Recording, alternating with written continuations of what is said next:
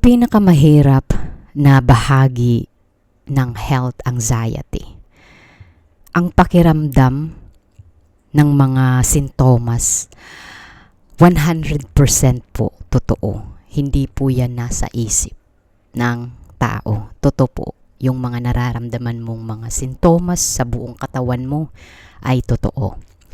Kaya nga, mahirap paniwalaan na may seryosong problema. Hindi lang physical, but mental. Kasi po, hindi ito napag-uusapan dati.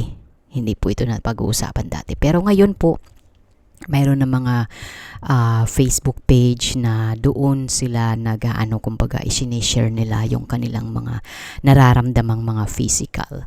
But may mga tao kasi na kulang yung kanilang kaalaman. And may mga tao naman na interpret nila yung bawat sintomas na kanilang nararamdaman.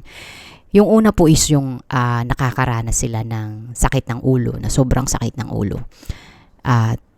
Para sa kanila, may brain tumor sila. Pagbilis ng tibok ng puso, para sa kanila, may heart disease na sila, may problema na sila sa puso. Kaya yung iba pumupunta sila sa mga expert, nag-under ECG sila sa kanilang heart, tinitingnan yung kumbaga yung ritmo ng kanilang heart.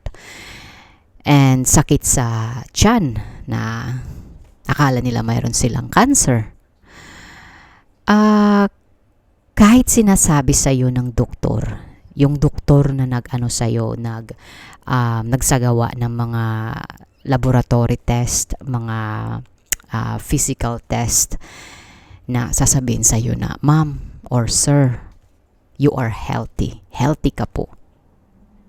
Then, dito, sa utak mo, may bumubulong. Nasasabihin na, what if they missed something? Papaano kung may nakaligtaan sila?